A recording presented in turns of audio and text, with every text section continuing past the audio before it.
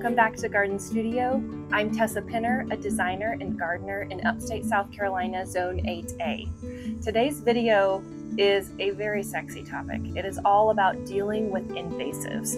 This is one of those things that people don't really talk about with property and garden ownership. The very practical side of dealing with the things you don't want. And we have had all sorts here. The mulberry menace that we will be taking you on a tour of in just a minute. But I came up with a couple of categories. Actually, I have to credit this to my husband. So the ways that you can deal with invasive things, and this is I'm categorizing anything that comes in that you don't want and that could be potentially difficult to remove. You can pull it, you can cut it, you can eat it, you can spray it, or you can paint it.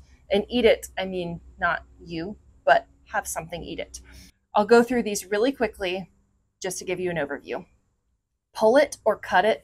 This would be something in the manual removal category. Let's say a bird poops in privet and you get it while it's small. You can pull it all the way out. It's done. You don't have to deal with that particular plant coming back. Sure, the birds will come back. They'll poop in more, but you can pull those too. And that, in that case of that plant, is the best way to deal with it. Number two, cut it.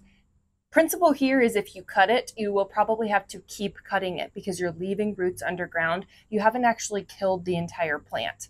Something like this would be if you've got a vine that's creeping in and you mow every week. I'll show you an example of this in a minute before the end of the video.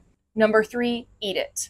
We have chickens and we use them to great effect with either scratching, pecking, or they do eat some greens and they're maintaining a boundary for us. I also know a good friend who has a goat specifically to clear the poison ivy and keep it eaten. That is probably not as much of an option for most of us, but it might be for you. Number four, spray it. So here is the category of using a chemical partner with you. Sometimes you can't pull it. You can cut it, but it's going to keep coming back and there's something about it that is a noxious nuisance and you actually need to kill it with chemical means. This I feel is a last resort, but there are two ways to do it. So number 4 and number 5, spray. This would be a very targeted chemical application with a backpack sprayer or a hand sprayer, something like Roundup. And again, I do not say this lightly. There would be just a few things in this category for me. Number 5 is paint it. For anything that wants to resprout, if you give the seedling or the shoot a fresh cut and immediately paint it, I have a chemical here called Bonide Stump Out. And this is meant specifically to be applied on a fresh cut. I think it even says literally within 6 minutes. It's like do it immediately because the vascular action has to be able to still take the chemical down to the roots. The whole goal is kill the roots. And that's what Roundup does as well. It's a foliar application that then goes down to the roots and kills the plant. This application is what we are going to show you tonight in our case study. Some other efforts we have made in this area to control a combination of the other things. And again, as a last resort, this is where we are headed next. Just to review, our 5 ways to manage invasives: pull it, cut it, eat it, spray it, paint it. All right, let's go see those mulberries. I am here in the Chinese mulberry menace area. That's what this is. It is not your regular mulberry, so don't be worried if you have normal mulberries. But look, this is a biblical level thorn right here, and they get these on the juvenile shoots, probably as a protection against browsing by deer, by anything else that might otherwise want to eat something juicy and tender and green. But we have taken a variety of approaches in this area. Here is a historical snapshot from about 6 years ago of what this area used to look like. The light-trunked trees are the mature Chinese mulberry. However, behind it, you can just barely see an entire thicket of seedlings. This next picture shows just how dense and impassable that was. And then the view where they're leafed out, it's just a solid wall of green, totally impassable, unusable space. The first thing we did was try to tackle it ourselves. So good old-fashioned elbow grease. When it became evident that we needed more help, we called in a friend with a very large piece of equipment. He came in and actually pulled the mature trees down and then ripped up a lot of the root mat. And what we realized is we should have cut and painted it, but instead we activated the root network, which is a key mistake with something like a crepe myrtle that has an active shoot mechanism going on. You can see, I'll show you another example of privet that's done the same thing, but this is, we just were not familiar with this plant, and we did not know that this is what it would do with such force and vigor. So one pro tip is get yourself a specific pair of chemical gloves. I've written on mine that I use them for either Roundup or this. I'm not going to use the same gloves that I use in the rest of my garden activity. And this is simple. I have a pair of snips. Carefully, I'm going to take this down pretty close, unscrew, and immediately paint. Being careful not to drip it anywhere else, sealing the cap, and then I will do that to all of the shoots. This is the chicken yard, so I'll do this to all the shoots here. I do not want to spray anything here because I don't want chemical residue, well, hello, being able to broadcast to the ground, to touch the chickens in any way. So I feel that this is my only way to deal with the menace in this particular area. It does extend out over this chicken fence into this area, and I have tried spraying with Roundup with, I would say, mixed success. It's almost an ongoing battle, but if you just cut something like this, it leaves stumps. So to spray a very young shoot, it will die back. Something like this has to be cut at this size and completely removed so that it doesn't become hazardous.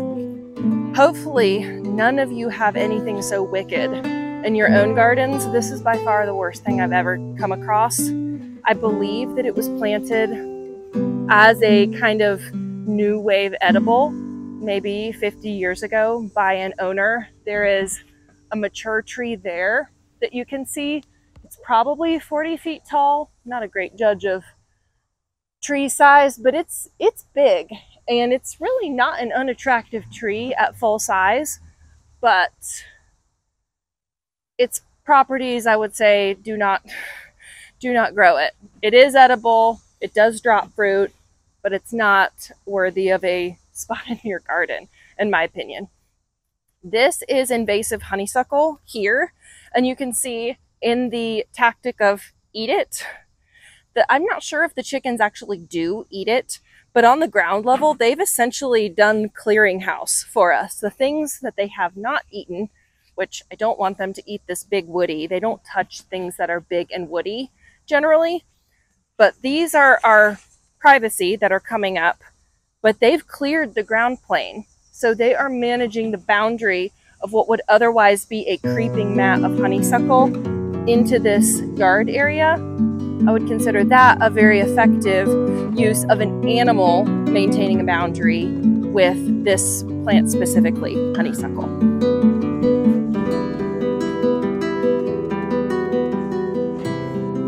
This boundary here is an example of repeat cutting as a maintenance option for something that would otherwise become invasive. So these red runners, woo, where are you going? This is a Virginia creeper, aptly named. And this is a native vine. It's not a bad plant, but it wants to colonize. So it is coming out through here, and the vinca does a bit of the same thing. It creeps out and pops up, and the thing that just keeps it in check, this is your boundary. You draw the line with the mower and mow it every week, and it keeps it in check. And you would have an issue if you did not mow. it would take over. Like most things in a garden, there is a delicate stasis that we as the gardener are just helping to maintain. Behind me is a mature privet, and this is invasive. All of these berries get picked up by birds and pooped around. I've pruned it over time to have a nice shape. It was here and mature when we arrived, and so I've kept it as a structural evergreen plant, with the knowledge that I will have some maintenance because of it. And so in this area of vinca, I will have seedlings, but they're very easy to remove. This is a privet seedling, just a berry that probably just dropped, honestly, didn't even have to be pooped by a bird, but it dropped. And so every year I have a task of coming through. I would not spray, I would not cut these because I want them out by the roots, but it's a very easy wholesale removal at that size. If you catch it, I just see it by the leaf shape and I pull it. This is another example of something that wants to creep. This is Asiatic jasmine. It is a lovely cultivar called Snow in Summer. I've covered it more extensively in a ground cover episode, but again, you're seeing it here because the new growth exposed to sunlight turns white. But this again also just gets mowed. And I suppose if you were really, you know, OCD about not wanting to see the white, you could come pull it even lower than the mow line. That's really not important to me. I did want to mention one other thing, kind of in the category of spraying, but a little bit different nuance. There is something I was taught called kiss of death, where you would take gloves, full rubber gloves, and then put on cloth gloves on top of that. You never want these chemicals to touch your skin. And a disclaimer on anything with a label is the label is the law. Read the label and apply it. If there's a dilution, if there are specific directions, you always have to follow those with any chemicals. But let's say it's Roundup and you put a little bit at the proper dilution into something like a solo cup, something you can throw away. You have your rubber gloves, you have your fabric gloves, again, something you can either use just for this or you can throw away afterwards, and you actually dip your fingers. So imagine, here's my cup, here's my fingers, dip and kiss of death. Let's say this is poison ivy. This is where I would use this specific tactic. Let's say it's poison ivy. I don't have poison ivy in here, but for demonstration and illustration purposes. Let's say this peony leaf is poison ivy, and I just come in and I touch just that. Remember, my fingers are soaked in something deadly, but I don't want to kill this, I don't want to kill that, I don't want to kill anything around it. You couldn't come in with a sprayer and spray. In something like poison ivy, you can pull it out and it's going to come back. So you really do want to kill it. So I would touch, touch, touch, dip, touch, touch, touch, and then you wait. Like anything with a chemical, it's going to take some time to take effect.